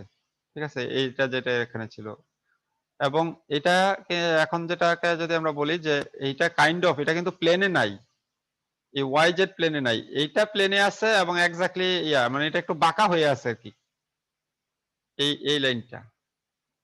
ঠিক আছে, যে মানে বাঁকা হয়ে আছে বলতে থাকতে পারে, জেনারেল কেস তো, এটা থাকতে পারে, এটা ওয়াই জেড প্লেনে চলেও যেতে পারে, নাও যেতে পারে। ঠিক আছে, তো ধরে নিলাম যে সে আপাতত বাঁকা হয়ে আছে, এটা ঠিক আছে, লাইনে চলে আসছে, বাট এটা এখনো ওয়াই জেড প্লেনে আসে নাই, সে এখনো এইটার সাথে ওয়াই জেড প্লেনের সাথে আলফা ডিগ্রি অ্যাঙ্গেল করে আছে, তার তার ছায়াটা দিয়া এই এক্স জেড প্লেনে সেটা দেখাচ্ছি। তাহলে এখন যদি এটার ছায়াটা এখানে আলফা ডিগ্রি অ্যাঙ্গেল করে থাকে, তাহলে এটাকে আবার এখন এদিকে রোটেট করাইতে হবে। ঠিক আছে, যেহেতু এটা ওয়াই জেড প্লেনে নেওয়া আমার টার্গেট, তাহলে কার সাপেক্ষে রোটেট করাবো, জেড এর সাপেক্ষে। ঠিক আছে, এইদিকে যেহেতু রোটেট করাবো এই বরাবর, তাহলে জেড এর সাপেক্ষে আলফা ডিগ্রি আমরা রোটেট করাবো, তাহলে রোটেট অ্যাবাউট জেড এক্সিস। ঠিক আছে, তাহলে এখানে সেই আলফাকেও আবার একইভাবে আমরা এটার কি বলে ট্রিগোনোমেট্রি অ্যাপ্লাই করে আলফার অ্যামাউন্ট বের করা সম্ভব। ঠিক আছে, তাহলে এখানে যেটা ফাইনালি আমরা যদি বলি যে এখানে যে কম্পোজিট ট্রান্সফরমেশনটা দরকার, একটা হচ্ছে প্রথমে ট্রান্সলেশন, তারপরে একটা রোটেশন অ্যাবাউট ওয়াই অ্যাক্সিস, আর একটা রোটেশন অ্যাবাউট এক্স অ্যাক্সিস, আর একটা রোটেশন অ্যাবাউট কি জেড অ্যাক্সিস। তাহলে তিনটা রোটেশন দরকার এবং একটা ট্রান্সলেশন দরকার, তাহলেই কেবল ওই যেটা আমাদেরকে চাইছে কম্পোজিট ম্যাট্রিক্সটা সেটা বের করা সম্ভব। এইটা এবার আসো, ফাইন্ডিং কম্পোজিট আর অ্যানাদার ওয়ে। এই ইয়াটা কিন্তু ইম্পর্টেন্ট, এটা মাথায় রাখতে হবে, আমাদের কাজে লাগবে ভবিষ্যতে বিভিন্ন ইস্যুতে। তাহলে আমরা ধরো যে এটাকে এখানে আমার রোটেশন ম্যাট্রিক্স ছিল, তো তো আমরা ধরলাম যে এই যে কম্পোজিট রোটেশন ম্যাট্রিক্স, যেটা তিনটার কম্পোজিট। ঠিক আছে, তিনটা রোটেশন আছে, তাহলে তিনটা রোটেশনকে যদি কম্পোজিট করি, যেই ম্যাট্রিক্সটা তৈরি হয় সেটাও একটা রোটেশন ম্যাট্রিক্সই হয়। ঠিক আছে, তো সেই রোটেশন ম্যাট্রিক্সটা ধরে নিলাম যে তার জেনারেল চেহারাটা এরকম, 3/3 ভার্সনটা আপাতত, কারণ এটা যদিও হোমোজিনিয়াস ফর্মে লিখলে 4/4, কিন্তু যেহেতু হোমোজিনিয়াসটা বাদ দিয়ে আপাতত চিন্তা করো, তাহলে সেটা 3/3। তাহলে তার জেনারেল ফর্মটা হচ্ছে এরকম যে R11, R12, R13।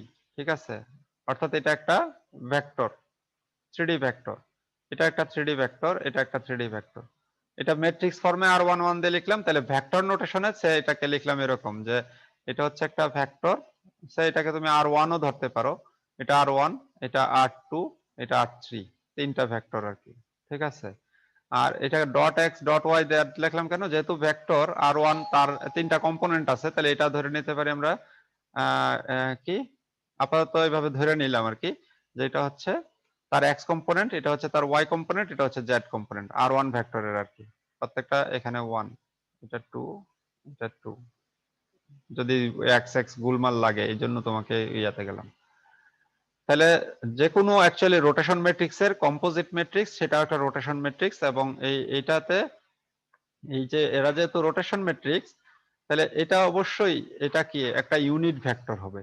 ঠিক আছে, এটা আমরা আগেও বলছি বা দেখাইছিও যে এটাও একটা ইউনিট ভেক্টর হবে, এটাও একটা ইউনিট ভেক্টর হবে, র ওয়াইজ ইউনিট ভেক্টর হবে, in fact column wise unit vector হবে। এবং এই যে এখানে লেখা হয়েছে যে rx.x is the x component of vector rx, যে এটা x কম্পোনেন্ট, এটা y কম্পোনেন্ট, এইভাবে।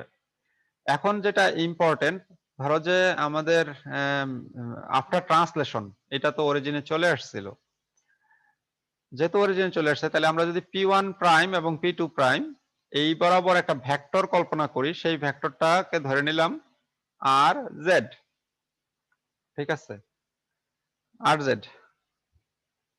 এখন আর কি বলে আমাদের টার্গেট কি, যে আর জেড কে যেন এই ভেক্টর এই বরাবর ইউনিট ভেক্টর, এটা কিন্তু ইউনিট ভেক্টর, ঠিক আছে, এই P1 P2 বরাবর ইউনিট ভেক্টর আর জেড, আর জেড এক্সিস বরাবর ইউনিট ভেক্টরের নাম কি, কে, এই তাই তো।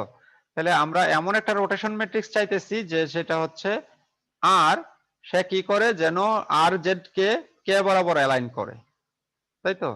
তাহলে আর জেড আসলে কত, তাহলে আর জেড অ্যাকচুয়ালি হচ্ছে কি P1 P2 P2 P1 এই ভেক্টর বাই হচ্ছে কি P2 P1 এই ভেক্টরের মান, সেটাই তো আর জেড, তাই না।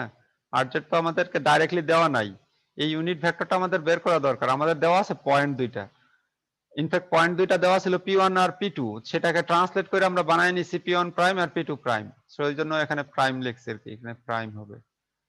তাহলে এটাকে এই জন্য কি বলে, ও এখানে উল্টা লিখছি তো দেখতেছি, P1 P2 হবে, সরি উল্টা, হ্যাঁ P1 P2 হবে, হ্যাঁ P1 P2 যখন আমরা বলবো কিন্তু ভেক্টরটা হবে P2 মাইনাস P1। এনিওয়ে এটা এটা আমি কনফিউজ হচ্ছি কেন, এটা কি হবে P1 P2 তো হবে, হ্যাঁ P1 P2 ভেক্টরটার নাম হবে P1 P2, কিন্তু ক্যালকুলেট করার সময় আসলে P2 মাইনাস P1 হবে, সরি ডিরেকশনটা যদি P1 P2 হয় তাহলে বের করব P2 মাইনাস P1 আর কি, ঠিক আছে। আর যদি P2 P1 লিখি তাহলে P1 মাইনাস P2 হয়ে যাবে, তাহলে উল্টা হয়ে যাবে ডিরেকশন, হ্যাঁ ঠিক আছে। তাহলে অ্যাকচুয়ালি কি করতেছি যে আমাদের যেই কম্পোজিট ম্যাট্রিক্সটা চাইতেছে বলতেছি আর, আর কি করে যে এই ভেক্টরটাকে সে কে বরাবর অ্যালাইন করে, যে আর কে যদি ডট দেই, আর ডট মানে ডট মানে ম্যাট্রিক্স মাল্টিপ্লিকেশন আর কি, যে আর কে যদি আর জেড এর সাথে মাল্টিপ্লাই করি এটা কি হবে, কে হবে, কারণ যেহেতু আমাদের টার্গেট কি যে এটাকে ঘুরাইয়া এই বরাবর নিয়ে আসা P1 P2 কে, P1 P2 এই বরাবর আসা মানে কি আর জেড যে ইউনিট ভেক্টর সেটা তখন এক্স্যাক্টলি কে এর সমান হবে, তাহলে আমরা সেটাই লিখতেছি কিন্তু যে আর ইন্টু আর জেড সমান কে, ঠিক আছে। তাহলে এটাকে এখন আমরা এবার ঘুরায় লিখতে পারি, যেহেতু আর এর রিমেম্বার আর কিন্তু আননোন, ঠিক আছে, আর আমরা জানি না আপাতত, আর কে কিন্তু বেরই করতে চাইতেছি, তাহলে এটা আর জেডটাকে লিখলাম। তাহলে এখন এটাকে ঘুরায় লিখতে পারি কি, তাহলে আর ট্রান্সপোজ ডট কে সমান হচ্ছে এত আর জেড আর কি, এটা তো আর জেড, ঠিক আছে। এখন আর ট্রান্সপোজ কে এটা কিভাবে হলো, আসলে আর ইনভার্স সমান আর ট্রান্সপোজের সমান, যেহেতু এটা অর্থোগোনাল ম্যাট্রিক্স আমরা আগেও বলে আসছি, ঠিক আছে। তাহলে এইটাকে আমরা যদি ইনভার্স করছি আর কি, এটাকে আর ইনভার্স দিয়ে গুণ দিছি দুই পাশেই, তাহলে আর ইনভার্স দিয়ে গুণ দেওয়া মানে এটা এই পাশে রয়ে গেল, এটাকে শুধু ডান পাশে লিখছি আর কি, ইচ্ছা করে একটু ডান পাশে লিখছি কারণ বাম পাশে এটা রাখছি। তাহলে এখানে রয়ে গেল আর ট্রান্সপোজ কে, আর ডান পাশে রয়ে গেল আর জেড, এটা আর জেড, ঠিক আছে, এটা পরে গিয়ে আবার লিখছি যদিও।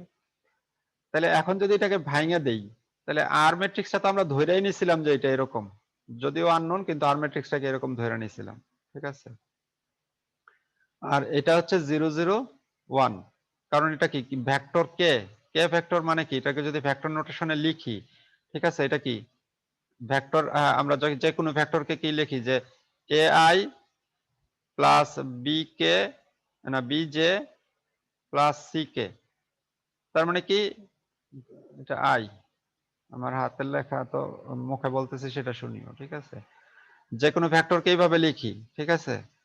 তার মানে কি যে এটা আই কম্পোনেন্ট হচ্ছে এ, জে কম্পোনেন্ট হচ্ছে বি, আর কে কম্পোনেন্ট হচ্ছে সি। এখন এটা হচ্ছে শুধু কে কম্পোনেন্টটাই আছে, তার মানে কি এটার মান হচ্ছে 1, সি এর মান 1, আর বি এর মান 0, আর এ এর মান 0, ঠিক আছে। ভেক্টরটা তাহলে এটা কেবল কে হয়, তাহলে এটাকে আমরা লিখলাম যে 0 0 কে। তাহলে এই ম্যাট্রিক্সটা আর এক্স, হ্যাঁ যেহেতু আমাদের ম্যাট্রিক্সটা ছিল এই বরাবর আর এক্স এক্স, আর এক্স ওয়াই, আর এক্স জেড, কিন্তু এটাকে এখানে তো হচ্ছে ট্রান্সপোজ, তাই না, এখানে দেখো এটা কি আসছে, এটা আর এর ট্রান্সপোজ, তাহলে এখন আর এক্স এক্স, আর এক্স ওয়াই, আর এক্স জেড, এটা কিন্তু এই বরাবর হইছে, ঠিক আছে। আর ওয়াই এক্স, আর ওয়াই, তার মানে এটা কলামে চলে আসছে। এখন দেখো মজার বিষয়টা, যদি আমরা এটা দিয়ে এটাকে মাল্টিপ্লাই করি এই পুরো ম্যাট্রিক্সটা দিয়ে, তাহলে প্রথমটা থেকে শুধু এই আর এক্সটাই কি বলে, সরি, আর এক্স ভ্যানিশ হয়ে যাচ্ছে, আর ওয়াই ভ্যানিশ হয়ে যাচ্ছে, শুধু আর জেডটা থাকতেছে যখন এটা দিয়ে আমরা এটাকে মাল্টিপ্লাই করছি। তাহলে এখানে আর জেড এক্স থাকতেছে। তারপর এটা দিয়ে যখন মাল্টিপ্লাই করি তাহলে সেটা থাকতেছে আর জেড ওয়াই। আবার এটা দিয়ে যদি এটাকে মাল্টিপ্লাই করি আর জেড কে। তাহলে এই আর জেড কে সমান দেখা যাচ্ছে কি, এই সেই আমাদের P1 P2 by P1 P2, that is এটা সেই আর জেড। তার মানে আমাদের যে অরিজিনাল আর জেড যে ধরে নিয়েছিলাম সেই আর জেড এর সমানই এটা, এবং সেজন্য আসলে এই নামগুলো এখানে আর জেড দিয়ে রাখছিলাম আর কি। প্র্যাকটিক্যালি এই নামটা আর জেড না দিয়ে, যে আমি একটু আগে যে R3 দিতে পারতাম, ঠিক আছে, তুমি R3 দিলে তুমি হয়তো একটু তোমার জন্য ইজি হবে। তাহলে এটাকে আমরা বলতে পারি যে এটা হচ্ছে R3 আর কি। তাহলে R3 সমান আসলে কি দাঁড়াইলো, আর জেড এর সমান। আর জেড কত, আমরা আর জেড তো বলছি এত, ঠিক আছে। তাহলে আলটিমেটলি আমরা একটা আননোন ম্যাট্রিক্স এর R3 পেয়ে গেছি। তাহলে একই ভাবে আমরা যদি এবার এখানে কল্পনা করি যে এটা একটা প্লেন, একই প্লেনে লাইং অবস্থায় আছে, ঠিক আছে। P1 P2 P3 এরা একটা সমতলের উপরে অবস্থান করছে, আর আর যেটা P1 P2 বরাবর একটা জাস্ট ইউনিট ভেক্টর। আর আর এক্স একটা ভেক্টর কল্পনা করছি। এবার ভেক্টরটা দেখো কি বলতেছি, যে এটা হচ্ছে এই সমতলের উপর লম্ব ভেক্টর, ঠিক আছে, আর এক্স ভেক্টরটা। তাহলে সমতলের উপর এই লম্ব ভেক্টরটা আমরা কিভাবে পেতে পারি, হচ্ছে কি, যে P1 P2 এবং P1 P3 এই দুইটাকে যদি আমরা ক্রস করি, ঠিক আছে, তার ক্রস প্রোডাক্ট থেকে কি পেতে পারি, আর এক্স পেতে পারি, ঠিক আছে, তাই না। দুইটা ভেক্টরের ক্রস প্রোডাক্ট করলে কি হয়, তার উপর লম্ব ভেক্টর পাওয়া যায়। তাহলে সেটাকে যদি আমরা ধরে নেই যে আর এক্স, ঠিক আছে, সেই ভেক্টরটাকে আর এক্স, তাহলে আগের মতনই আমরা যদি বলি যে আমাদের যে টার্গেট ছিল, সেই টার্গেট আসলে কি ছিল, যে এই ভেক্টরটাকে যদি এখানে নিয়ে আসে জেড বরাবর হয়, তাহলে আসলে আর এক্সটা কোন বরাবর যাবে, কেউ বলতে পারো। আমাদের টার্গেট ছিল কিন্তু যে P1 P2 এই বরাবর আসবে, ঠিক আছে, আর P1 P3 এই ইয়াতে থাকবে, কি বলে ওয়াই জেড প্লেনে থাকবে। তাহলে যদি আফটার এই ট্রান্সফরমেশন আর ম্যাট্রিক্সটা সেই কাজটা করে দেয়, তাহলে সেই অবস্থায় আর এক্স ভেক্টরটা কোন বরাবর যাবে, এক্স অক্ষ বরাবর। X Axis. এক্স অক্ষ বরাবর। কারণ এটা যেহেতু লম্ব, আর তাহলে আমরা তখন বলতে পারি কি, যে এই প্লেনটা তখন ওয়াই জেড প্লেনের উপর সমান্তরাল হয়ে গেছে, তাই না, ওয়াই জেড প্লেনের উপর সমাপতিত হয়ে গেছে। তাহলে আমরা তখন আর এক্স ভেক্টরটাকে বলতে পারি যে এটা এক্স এক্সিস বরাবর হয়ে গেছে। তাহলে তাই যদি হয়, তাহলে আমরা এখন লিখতে পারি যে আর ডট আর জেড, ঠিক আছে, সমান হচ্ছে আই, এটা লিখতে পারি। আর হচ্ছে রোটেশন ম্যাট্রিক্স, আর আর জেড, সরি আর এক্স, সরি এটা আর এক্স, যে আর ডট আর এক্স সমান হচ্ছে আই। তাহলে আর এক্স সমান কি, আর এক্স হচ্ছে P1 P2 যেই ভেক্টর ক্রস P1 P3 সেই ভেক্টরের ক্রস প্রোডাক্ট আর কি। তো সাথে এটার মান দিয়ে আবার ভাগ, কারণ নাহলে এটা ইউনিট ভেক্টর হবে না, এটা ইউনিট ভেক্টর আবার, ঠিক আছে। তাহলে এটাই লিখছি যে P1 prime P3 prime cross, oh sorry এখানে এটা আবার ইয়ে আছে, উল্টা আছে। হ্যাঁ, এটা উল্টা হচ্ছে কেন, কারণ আমরা যদি এটাকে ক্রস করি তাহলে আসলে ভেক্টরের ডিরেকশন এদিকে হয়ে যাবে। কিন্তু আমাদের যেহেতু আমরা তো জানো তাই না, যে একটা দুইটা ভেক্টরের ক্রস প্রোডাক্ট যদি এই দুইটা হয় ভেক্টর, এটা ধরো যে একটা ভেক্টর V1, এটা একটা ভেক্টর V2, ঠিক আছে। আমি যদি V1 ক্রস V2 লিখি তাহলে এটা পাবো উপরের দিকে লম্ব ভেক্টরটা, আর যদি V2 ক্রস V1 লিখি তখন ভেক্টরটার ডিরেকশন পাবো কি, নিচের দিকে। তাহলে আমাদের এই ছবিতে দেখো যে আমাদের আসলে ভেক্টরটা দরকার আসলে নিচের দিকে টাইপের, ঠিক আছে। তাহলে এই জন্য আমরা উল্টা লিখছি আর কি, যে P1 P3 ক্রস হচ্ছে P1 P2 বাই হচ্ছে P1 P3 cross P1 P2 এর মান। তাহলে এটাকে নাম দিছি আমরা Rx, ঠিক আছে, আর x। তাহলে R ইনটু Rx সমান I। তাহলে এটাকে আগের মতনই আমরা লিখতে পারি যে R ট্রান্সপোজ ডট I সমান হচ্ছে সেই আর এক্স, ঠিক আছে। আর আর ট্রান্সপোজ কি, তাহলে আর ট্রান্সপোজ এর মধ্যে আমরা এটাকে আমি আবারও আগের মতন 1 দিয়ে লিখে, এটা 1, এটা 1, এটা 1, এটা 2, এটা 2, এটা 2, তাহলে নাহলে কনফিউজ হবে না আর কি, তাহলে আবার কেউ কনফিউজ হতে পারে। এটা 3 ধরে নিলাম যে এইগুলো এরকম ছিল আর কি। তাহলে এরকম আর ম্যাট্রিক্সটা এরকম, তাহলে এখন আসো আই ভেক্টরটা কিরকম, তাহলে আই ভেক্টরটা হচ্ছে 1 0 0। তাহলে এবার যদি আবার গুণ করি তাহলে এখান থেকে যাবে আমার শুধু r1 এক্সট্রা, ঠিক আছে, তারপরে r1 y আর r1, হ্যাঁ এটা তো লিখতে দিচ্ছে না এখানে, কি হলো ওখানে গেলে আমার ইয়া চলে আসে, যাক তোমরা বুঝতে পারছো যে r1 z। তাহলে আলটিমেটলি যে আমরা বলতে পারি কি যে ওই r1 ম্যাট্রিক্সটা সমান হচ্ছে আসলে আমাদের যেই rx, সরি r1 ভেক্টরটা সমান হচ্ছে rx ভেক্টরের সমান, ঠিক আছে। ম্যাট্রিক্সের r1 ভেক্টরটা আমাদের যে এখানে কল্পিত rx ভেক্টর তার সমান। তো আমরা এই জন্য এই নোটেশনটা ইচ্ছা করে চেঞ্জ করছি তোমাদের বোঝার জন্য, কিন্তু আসলে আমি স্লাইডে প্রথমে যেটা বানায় রাখছিলাম সেটা rx এর সমান ইচ্ছা করেই বানায় রাখছি আর কি, ঠিক আছে। তাহলে এখানে কিন্তু আমাদের কাজ সারা হয়ে গেল। তাহলে এখন যদি তাই হয় এখান থেকে আমাদের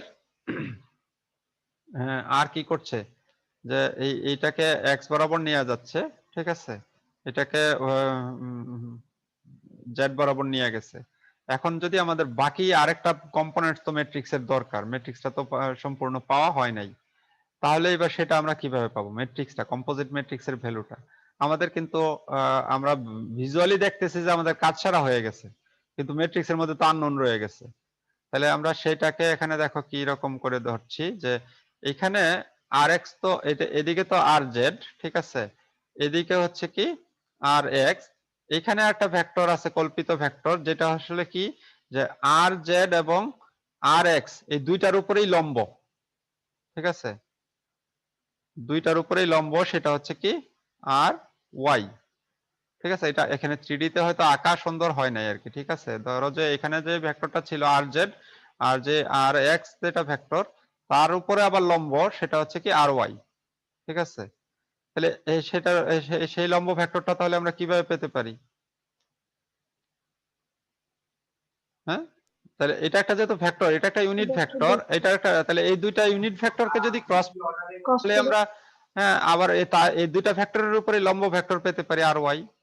তাহলে সেটা, তাহলে এখন সেটা যদি পেতে পারি তাহলে আমাদের আর ম্যাট্রিক্সটা যেহেতু আর এক্স কে এক্স এক্সিস বরাবর নিয়ে যায় এবং আর জেড কে ওয়াই এক্সিস বরাবর নিয়ে যায়, তাহলে আর জেড আর এক্স আর আর ওয়াই এই তিনটা আসলে কি এটা একটা আবার এরাও কিন্তু কোঅর্ডিনেট সিস্টেম তৈরি হয়ে গেছে, এরা পরস্পরের উপর লম্ব।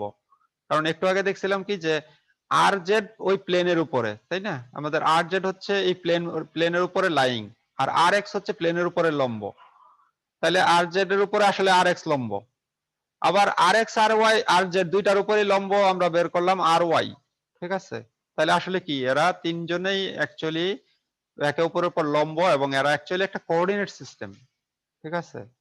তাহলে তাই যদি হয় তাহলে অ্যাকচুয়ালি আমাদের আর ম্যাট্রিক্স যদি আর এক্স কে এক্স বরাবর নিয়ে যায়, আর জেড কে জেড এক্সিস বরাবর নিয়ে যায়, তাহলে সার্টেনলি আর ওয়াই অবশ্যই তাহলে কি জে এক্সিস বরাবর যায়, বা মানে যে ভেক্টর সমান হয় বা ওয়াই অ্যাক্সিস বরাবর হয় আর কি। তাহলে সেটাকে এখানে লেখা হয়েছে যে তাহলে আর অ্যালায়েন্স আর জেড আর এক্স, ঠিক আছে, আর জেড আর এক্স ধরে নিলাম হচ্ছে আর ওয়াই, তাহলে আর সমান আর ওয়াই সমান হচ্ছে জে, ঠিক আছে, ভেক্টর জে আর কি, আর ডট এটা হচ্ছে ভেক্টর লিখতে পারো ভেক্টর নোটেশন। তাহলে একইভাবে তাহলে যদি আমরা লিখি এইগুলোকে যদি আমরা ভাঙা দেই তাহলে দেখা যাচ্ছে যে এটাকে যদি আর টু নাম দেই আর কি, এগুলোকে টু নাম দেই এটাকে শুধু, তাহলে এখান থেকে আর টুটা পেরিয়ে আসবে আর কি, ঠিক আছে। তাহলে আর টু সমান দেখা যাচ্ছে যে এখানে যে আমাদের ভেক্টর কল্পনা করছি আর ওয়াই, তাহলে আর ওয়াই এর সমান, এবং তাহলে আর ওয়াই আসলে কি আর জেড এবং আর এক্স এর ক্রস প্রোডাক্ট। আর এরা যেহেতু ইউনিট ভেক্টর এদেরকে মান দিয়ে ভাগ দেওয়ার আর দরকার নেই, দুইটা ভেক্টরের যদি ইউনিট হয় তাহলে তাদের ক্রস প্রোডাক্টও ইউনিটি হয়, ঠিক আছে। তাহলে এইভাবেও আমরা কিন্তু কম্পোজিট আর্টটা পেয়ে যেতে পারি এই প্রবলেমের ক্ষেত্রে। তাহলে এখানে কিন্তু দুইটা ওয়েতে দেখানো হইলো, ঠিক আছে। তো এই সেকেন্ড ওয়েটা আমাদের জন্য অনেক সময় সহজ ইউনিট, তাহলে মানে সলিউশনটা দেখো তাহলে কি হলো যে তোমার তিনটা ইউনিট ভেক্টর আর ম্যাট্রিক্সটাতে কি আসলে আছে, আর ম্যাট্রিক্সটাতে আমরা যেটা বলছি যে কোথায় যেন লিখলাম শেষ পর্যন্ত যে এটাকে এখান থেকে ক্লিয়ার করি যে আর ম্যাট্রিক্সটাকে তো এরকম ধরে নিয়েছিলাম, তো তোমার সহজের জন্য আবার 1 2 দিয়ে লিখি, এটা 1 এটা 1 1 এটা 2 এটা 2 এটা 2 এটা 3 এটা 3, এটা 3। তাহলে ফাইনালি আমরা কি বের করলাম যে R1 সমান আসলে কি, R1 সমান হচ্ছে Rx, এটাই বের করলাম। ও এটা আবার কই থেকে এসে জ্বালায়, তাহলে আবার Rx আসলে কি, Rx তো আমাদের সমান, আমরা আবার জানি যে Rx হচ্ছে P1 প্রাইম P2 প্রাইম, এই ভেক্টরটা ভাগ হচ্ছে P1 P2 প্রাইম এই ভেক্টরের মান। তাহলে P1 P2 তো তোমার দেওয়া ছিল, তাহলে P1 প্রাইম P2 প্রাইমও বের করা যেত বাই জাস্ট ট্রান্সলেশন করে। তাহলে ট্রান্সলেশন করে সেটা যদি পেয়ে যায়, তাহলে সেখান থেকে ভেক্টর যদি তুমি ট্রান্সলেশন নাও করে নাও, তাহলে ও ভেক্টরটা সেমই থাকে, কারণ vector after translation before translation, translation কোনো ভেক্টরকে তার মানেরও চেঞ্জ করে না, তার ডিরেকশনেরও চেঞ্জ করে না, ঠিক আছে। তো সেখান থেকেও ডাইরেক্টলিও বের করা সম্ভব চাইলে আর কি। তাহলে এখান থেকে R1 আমরা দেখা যাবে যে R1 আসলে Rx এর সমান, আর R2 সমান কি, R2 পাওয়া গেছে Ry এর সমান, ঠিক আছে। আর R3 পাওয়া গেছে কত, Rz এর সমান, ঠিক আছে। তাহলে এটা উল্টা বলছি, এটা হচ্ছে Rz, প্রথমে ভুল বলতেছি আমি, তাই না, এটা Rz প্রথমটা যেটা ছিল, যে সেটা থেকে তাহলে তুমি R3 পাবা। তাহলে প্রথমে আসলে R3 আমরা পেয়ে যাব, তারপরে সেখান থেকে তার উপরে ওই দুইটা P1 P2 থেকে ক্রস প্রোডাক্ট করে Rx পাবো, সেখান থেকে তাহলে R1 পেয়ে গেছি, আর এই দুইটার আবার ক্রস প্রোডাক্ট করলে Ry পাবো, সেটাই আসলে R2 হিসেবে ব্যবহৃত হবে। সো এটা আসলে সহজ পদ্ধতি আর কি। তোমার যদি পয়েন্টস গুলো দেওয়া থাকে না, তোমার যে প্রবলেম দেওয়া ছিল, এটা আবার মুছাইতে হবে।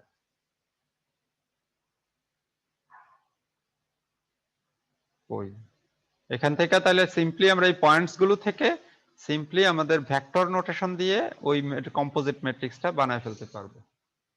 আজকে এখানে শেষ করতে হবে মনে হচ্ছে, কয়টা বাজে, আমি তো 15 মিনিট লেটে শুরু করছিলাম অবশ্য, মানে বক বক করতে চলে গেছিল আর কি। 15 মিনিট, এখন বাজে কয়টা, না আমি একটু সময় নেই, এটাকে ক্লু দেওয়া যায় আর কি। এটা এখানে শেষ করছি, ঠিক আছে। তাহলে এটাকে তোমরা রিয়েল প্রবলেম হয়তো প্র্যাকটিস করবা আর কি, ঠিক আছে। এটা হচ্ছে বইয়ের কিছু উদাহরণ হয়তো তোমরা সলভ করবা। এই যে যেরকম এখানে একটা প্রবলেম দিয়ে দিচ্ছি যে say consider a polygon with points এত এত এত, find the composite transform matrix, place the polygon in, এটা মানে এই প্রবলেমটাই শুধু নিউমারিক্যাল ভ্যালু দিয়ে দিছি আর কি, ঠিক আছে। তাহলে পরীক্ষায় হয়তো এরকম কিন্তু উদাহরণগুলো থাকবে নিউমারিক্যাল, সেই উদাহরণগুলো থেকে তোমাকে প্রবলেমটাকে সলভ করতে হবে। এখানে নিউমারিক্যালটাকে দিয়ে এত ডাইরেক্টলি সলভ করি নাই, আইডিয়া জেনারেলি করছি, সেটাকেই তোমার অ্যাপ্লাই করা। এখান থেকে কোনো প্রশ্ন থাকলে বলতে পারো। আচ্ছা, আর আর নাহলে পরেও করতে পারো, আমি জাস্ট একটু ক্লু দিয়ে সামনের টপিকসটা আমরা কি পড়াবো অল্প একটু জাস্ট মনে করাই দিই আর কি, কারণ এটা বেশি না। নেক্সট আমরা যেটা পড়তে চাই সেটার আমরা যদি হেডিং দেখি, সেটাকে বলছি হচ্ছে 3D ভিউইং, ঠিক আছে। আমি 5 to 7 মিনিটস টাইম নিব আমাদের। তাহলে 3D ভিউইং পড়তে চাচ্ছি আমরা এবার। দেখো এখানে আমরা কি বলছি যে 3D view of a scene is analogous to photographing. তোমরা তো নিশ্চয়ই ছবি তোলো আজকাল সবাই নিশ্চয়ই, তাই না, আজকাল তো ক্যামেরা সবার হাতে হাতে। তো ছবি তোলার সাথে সম্পর্কিত কাইন্ড অফ ভিউইং কে আমরা যদি বলি, তাহলে কিভাবে সম্পর্কিত, তাহলে এখানে গ্রাফিক্সে ছবি তোলা কিভাবে আসলো। তাহলে এখানে ছবি যখন তুলি আমরা, সেটাকে বুঝতে চেষ্টা করো যে ধরো যে আমরা আমাদের কিন্তু মডেলিং ট্রান্সফরমেশন মানে 3D ট্রান্সফরমেশন শেষ করে ফেললাম, ঠিক আছে, তার মানে মডেলিং ট্রান্সফরমেশন শেষ। তাহলে মডেলিং ট্রান্সফরমেশন দিয়ে আসলে কি করি, আমরা যে কোনো একটা অবজেক্টকে তার অবজেক্ট কোঅর্ডিনেট থেকে ওয়ার্ল্ড কোঅর্ডিনেটে প্লেস করি। তার মানে আমি যদি এটাকে আগেও উদাহরণ দিয়েছিলাম, অ্যাজ ইফ যে তোমার ধরো যে একটা চেয়ার বানাইছো, চেয়ার যখন বানাইছো কার্পেন্টারের ঘরে, সে তখন ফিট দিয়ে মাইপা যে একটা চেয়ার বানাই দিছে যে 3 ফিট বাই এত ফিট বাই এত ফিট সামথিং, কিন্তু এটা সেখানে চেয়ার বানাইছে, সেই চেয়ারটাকে তুমি এই না তোমার ঘরে কোথাও রাখছো, তাহলে ঘরের তুমি হয়তো কর্নার, কোনো একটা কর্নার পয়েন্টকে আমরা তখন ওয়ার্ল্ড কোঅর্ডিনেট চিন্তা করতে পারি, ঠিক আছে। তাহলে সেই কর্নারের সাপেক্ষে তুমি হয়তো চেয়ারটাকে কোনো একটা জায়গায় প্লেস করছো, যে এক্স এক্সিসে এদিকে বা ওয়াই এক্সিসে এদিকে, জেড এক্সিসে এই পরিমাণ দূরে দূরে আছে। তো এরকম হয়তো চেয়ার রাখছো, টেবিল রাখছো, তোমার এই রাখছো সেই রাখছো, এইভাবে একটা ঘর সাজাইলা। এখন তুমি একটা ঘরের ছবি তুলতে চাও, তাহলে ছবি তুলবা কি, যে ছবিটা তুমি এখন ঘরের বিভিন্ন কোণায় দাঁড়িয়ে কিন্তু ছবি তুলতে পারো। তাহলে একটা ক্যামেরা নিচ্ছ, ক্যামেরাটাকে ঘরের যে কোনো জায়গায় পজিশন করতে পারো। তাহলে সেই পজিশনের উপরেই কিন্তু নির্ভর করবে তোমার আলটিমেট ছবিটা কেমন হবে। অর্থাৎ আমি যদি সে তোমার সামনে দাঁড়ায় থাকতাম, তাহলে তোমার সামনে ফেস করে আমি একটা ছবি তুলতে পারি, আমি ঘরের দিকে তোমার দিকে উল্টো হয়ে উল্টো দিকের ছবিও তুলতে পারি। তো ক্যামেরাটা এক্স্যাক্টলি সেম পজিশনে রেখেই, তাহলে এখানে ক্যামেরার পজিশন একটা বিষয় আছে, ঠিক আছে, need to decide the camera orientation একটা বিষয় আছে, ঠিক আছে। অর্থাৎ এখানে সেটাই দেখানো হচ্ছে যে এখানে একটা ঘর বানাইছি, ঘরটা হচ্ছে ওয়ার্ল্ড কোঅর্ডিনেটে হয়তো আছে, অর্থাৎ অবজেক্ট কোঅর্ডিনেট থেকে আমরা ওয়ার্ল্ড কোঅর্ডিনেটে শিফট করে চলে আসলাম, মডেলিং ট্রান্সফরমেশন হয়ে গেল, এবং সেই ট্রান্সফরমেশনের মাধ্যমে একটা অবজেক্টকে ওয়ার্ল্ড কোঅর্ডিনেট সিস্টেমে প্লেস করে ফেলছি, ঠিক আছে। এখন এটাকে ছবি তুলতে চাই, গ্রাফিক সিস্টেমে তো আলটিমেটলি কি ফাইনাল আউটপুট কিন্তু আমাদের কম্পিউটার জেনারেটেড ইমেজ, তার মানে ছবিটা তুলতে চাই। তাহলে ছবি তুলতে গেলে যে আমাদের ভার্চুয়াল ক্যামেরাটা কোথায় আছে সেটাকে আমাদেরকে বলতে হবে, ঠিক আছে। তাহলে সেটা শুধু বললে তাহলে আমরা একটা পজিশন, তাহলে সেটা শুধু পজিশন বললেই হবে না। ধরলাম যে ভার্চুয়াল ক্যামেরাটা হয়তো বললাম যে তার সেন্টারটা এই জায়গায়, এখন এইখানে সেন্টার করে ক্যামেরা হয়তো এদিকেও তাকায় থাকতে পারতো, তো তাই না, বা ক্যামেরা এদিকে লুক করে থাকতে পারতো। তাহলে কোন দিকে লুক করে আছে সেটাকে বোঝাবো কিভাবে? তাহলে সেটা বোঝানোর জন্য আসলে কি করা হয়, যে এখানে ক্যামেরার পজিশন বলা হয়, সাথে সাথে বলা হয় ক্যামেরার ওভারঅল ওরিয়েন্টেশন, সেটা আমরা পরে দেখবো যে কিভাবে সেটা বলা হয়, ঠিক আছে। তাহলে এখানে যে দেখো ছবিতে দেখানো হচ্ছে যে আলটিমেটলি কি হয়, যে এইখানে যে পজিশনটা বলছি সেখানে একটা কোঅর্ডিনেট সিস্টেম দাঁড় করানো হয়, ঠিক আছে। এখানেও একটা কোঅর্ডিনেট সিস্টেম দাঁড় হয়ে যায়। তাহলে এই কোঅর্ডিনেট সিস্টেমটার একটা নাম আছে, সেই কোঅর্ডিনেট সিস্টেমটার নাম হচ্ছে ভিউ কোঅর্ডিনেট সিস্টেম। যে ক্যামেরাটা যেখানে আছে যে সেটা আসলে যে ভিউ কোঅর্ডিনেট সিস্টেমের অরিজিনে থাকে, ঠিক আছে। তো যাই হোক, এখানে আসলে যে ক্যামেরা অ্যানালজির সাথে এবার মিলাই, যখন আমরা তাহলে ক্যামেরাটাকে প্লেস করলাম এবং সে ক্যামেরাটাকে সিনের দিকে আমরা লুক করে প্লেস করলাম, যেই সিনের ক্যাপচার করতে চাই। এখন সিন তো একটা হিউজ, ধরো যে ক্যামেরা দিয়ে কি আমরা সব ওয়ার্ল্ডকে সম্পূর্ণকে ক্যাপচার করতে পারি? যে কোনো ক্যামেরায়, রিয়েল ক্যামেরা দিয়েও কি পারি? হ্যাঁ, 360 ডিগ্রি ক্যামেরা হয়তো আজকাল আছে, সেগুলো দিয়ে আমরা পারি চারপাশ সবটুকু, কিন্তু আমরা জেনারেল নর্মাল ক্যামেরা চিন্তা করতেছি, ঠিক আছে। তাহলে সেখানে যে আসলে কি হয়, যে আমরা নর্মাল যে সমস্ত ক্যামেরা থাকে সেখানে হয় কি, যে ক্যামেরার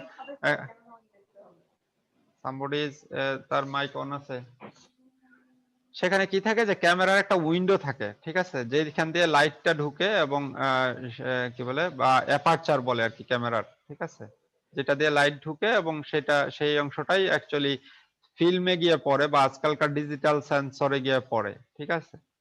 এবং যেটা আমরা ওই যে অনেক সময় ভিউ ফাইন্ডার দিয়ে দেখতে পারি, চোখ দিয়ে দেখি যে কতটুকু আসলে দেখা যাইতেছে, ঠিক আছে। তাহলে এখানে সেটা বলেছে when shutter is pressed scene is cropped, মানে পুরা সিনের যে সেই অংশটুকুই শুধু ক্যাপচার হয় যেটা অ্যাপারচারের ভিতরে আছে, ঠিক আছে, অথবা আমরা এটাকে এই গ্রাফিক্স সিস্টেমে এটাকে বলবো উইন্ডোর ভিতরে আছে, ঠিক আছে। এবং light from the visible faces projected অনটু film, যে এবার কি হয় যে লাইট তো আসে সেখান থেকে এসে ফিল্মের উপরে লাইট এসে আপতিত হয়। তাহলে লাইট আসে কি সরল রেখা বরাবর। তাহলে আমাদের তো এখানে একটা পয়েন্ট আছে, এই পয়েন্ট আছে, এখানে পয়েন্ট আছে, হয়তো এইগুলো দিয়ে আমরা একটা ঘর ডিফাইন করছি, ঠিক আছে। তাহলে এখানে যদি ক্যামেরা থাকে তাহলে নিশ্চয়ই লাইট এখান থেকে সোজা এসে ক্যামেরার ফিল্মে পড়তেছে, ঠিক আছে, এখান থেকে প্রত্যেক জায়গা থেকে লাইট যাচ্ছে। তাহলে তার একটা 2D ভার্সন ফিল্মের উপরে তৈরি হবে। তাহলে সেটাকে আমরা কি করব, কিভাবে কম্পিউট করব, আমাদের যেহেতু এটা আহ, কি বলে কম্পিউটার জেনারেটেড, তার মানে এটা 2D চিত্রটাও আমাদেরই তৈরি করে দিতে হবে। আমরা 3D ডিফাইন করছি, এখন 2D টা কেমন হবে সেটাও আমাদেরকেই ডিফাইন করতে হবে ক্যামেরার, এই ভার্চুয়াল ক্যামেরার সাপেক্ষে। তাহলে সেই প্রজেকশনও আমরা স্টাডি করব। তাহলে এই জন্য আমাদের এই বিগ পিকচার, যে overall remember the big thing camera analogy, এটাকে মাথায় রাখতে হবে। তাহলে এখানে সেটাকে হচ্ছে যে গ্রাফিক্স পাইপলাইনকে আমরা আগেও পড়াইছিলাম, ঠিক আছে, এখন একটু অন্যভাবে দেখাচ্ছি। যে আমাদের প্রথমে গ্রাফিক্স প্রিমিটিভস থাকে, গ্রাফিক্স প্রিমিটিভস হচ্ছে ভেরি বেসিক গ্রাফিক্স এলিমেন্ট, ধরো যে লাইন পয়েন্ট এইগুলো। তাহলে এদেরকে প্রথমে আমরা মডেলিং ট্রান্সফরমেশন করি, ঠিক আছে, মডেলিং ট্রান্সফরমেশন করে অ্যাকচুয়ালি আমাদের অবজেক্ট কোঅর্ডিনেটেড সিস্টেমে চলে যাই, ঠিক আছে। এরপরে অ্যাকচুয়ালি আমরা ভিউইং ট্রান্সফরমেশন করি, ঠিক আছে। তাহলে ভিউইং ট্রান্সফরমেশন করতে গেলে এখানে হ্যাঁ মডেলিং ট্রান্সফরমেশন করতে গেলে আমাদের বিভিন্ন প্রকার transformation matrix modelling transformation matrix গুলো লাগে। আর ভিউইং ট্রান্সফরমেশন করতে গেলে আমাদের লাগে হচ্ছে এই সমস্ত ইনফরমেশন যে অ্যাকচুয়ালি ক্যামেরাটা কোথায়, আই হচ্ছে সেটা মিন করে আর কি, আই পয়েন্ট, যে ক্যামেরার পজিশনটা কোথায়, ক্যামেরা কোথায় কোন দিকে তাকায় আছে, দ্যাট ইজ লুকেট পয়েন্ট। ক্যামেরার মাথা হেড ডিরেকশন কোথায়, অর্থাৎ আমি এইখানে আছি, আমি এদিকেও তাকাই থাকতে পারি, বাট স্টিল আমার মাথা এদিকেও থাকতে পারে, আবার মাথা এদিকেও থাকতে পারে। মানে আমার মাথা ধরো যে আপসাইড ডাউন, আমি আমার পা বেঁধে রাখলা তুমি মাথা নিচু করে, তাহলেও তো আমি তাকাই আছি ওইদিকে। তাহলে কি হবে, তাহলে কিন্তু আমরা এজ এ হিউম্যান হয়তো আমাকে আপসাইড ডাউন করে রাখলেও আমি চিত্রটাকে কল্পনা করে নেই সোজা, কিন্তু গ্রাফিক সিস্টেমে কিন্তু চিত্রটা আসলে পুরা 180 ডিগ্রি ফ্লিপ হয়ে যাবে। তাহলে এই জন্য যে ক্যামেরাটা যদি আমরা তাকায় রয়েছে এদিকে কিন্তু মাথাটা কোন দিকে সেটাও একটা ইম্পর্টেন্ট ইস্যু, এটাকে বলা হয় হেড আপ। ঠিক আছে, তাহলে এখানে পাইপলাইনে যে প্রথমে প্রিমিটিভস দ্যাট ইজ তোমার যে সমস্ত প্রাথমিক এলিমেন্টস দিয়ে তুমি অবজেক্টটাকে ডিফাইন করছো সেটা হচ্ছে ফার্স্ট স্টেজ। সেকেন্ড স্টেজে এটাকে ট্রান্সফর্ম করে আমরা মডেলিং ট্রান্সফরমেশনের মাধ্যমে অবজেক্ট স্পেসে নিয়ে আসলাম, ওয়ার্ল্ড কোঅর্ডিনেট স্পেসে নিয়ে আসলাম, এরপরে ভিউইং ট্রান্সফরমেশন করি। ঠিক আছে, এবং এরপরে নরমালি আমরা প্রজেকশন ট্রান্সফরমেশন করি, এটা একটু সিম্পলিফাইড ভার্সন যদি বলি, এবং এরপরে স্ক্যান কনভার্সন করি। স্ক্যান কনভার্সন নিশ্চয়ই তোমাদের স্যার পড়া শুরু করছে, তো এগুলো আমি কভার করব।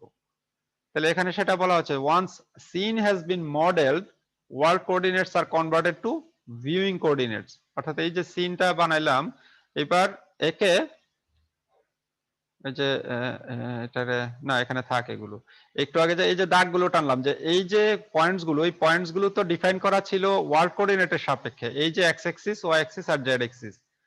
তাহলে এখন আমি যদি যে বলতেছি যে এই লাইনটা এখানে এসে ক্যামেরাতে পড়বে, তাহলে এই বরাবর, এখন এখানে একটা কোঅর্ডিনেট সিস্টেম আবার আছে, তাহলে এই পয়েন্টটা অ্যাকচুয়ালি এই কোঅর্ডিনেটের সাপেক্ষে কততে আছে সেটা আবার দরকার হয়। ঠিক আছে, ডিফাইন্ড আছে ওয়ার্ল্ডের সাপেক্ষে, কিন্তু এখন দরকার এই কোঅর্ডিনেট সিস্টেমটাকে আগেই বলছিলাম যে এটার নাম হচ্ছে ভিসিএস, ভিউ কোঅর্ডিনেট সিস্টেম। ঠিক আছে, আর এইটার নাম হচ্ছে WCS, world coordinate system.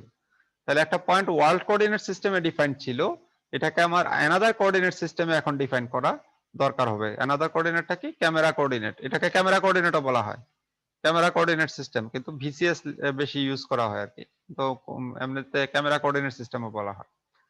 Camera coordinate সিস্টেমে এটাকে ট্রান্সফার করা লাগে, তাহলে সেটা এখানে আমরা এটা বলছি যে once scene has been modeled world coordinates are converted to view coordinates. Viewing coordinate system is used in graphics package for specifying viewer position and position of the projection plane বা ফিল্ম যেটাকে আমরা বলছি যার উপরে ছবিটা তৈরি হয়। তো এখানে আমরা গ্রাফিক সিস্টেমে এটাকে বলে থাকি প্রজেকশন প্লেন, যার উপরে অ্যাকচুয়ালি প্রজেকশনটা বা আপতিত হইতেছে, তোমার লাইট রে গুলো এসে যার উপরে আপতিত হইতেছে সেটাকে বলছি প্রজেকশন প্লেন।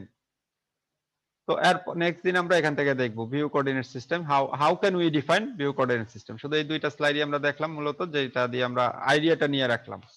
এবার শেষ করব আমি। Now you can ask any question.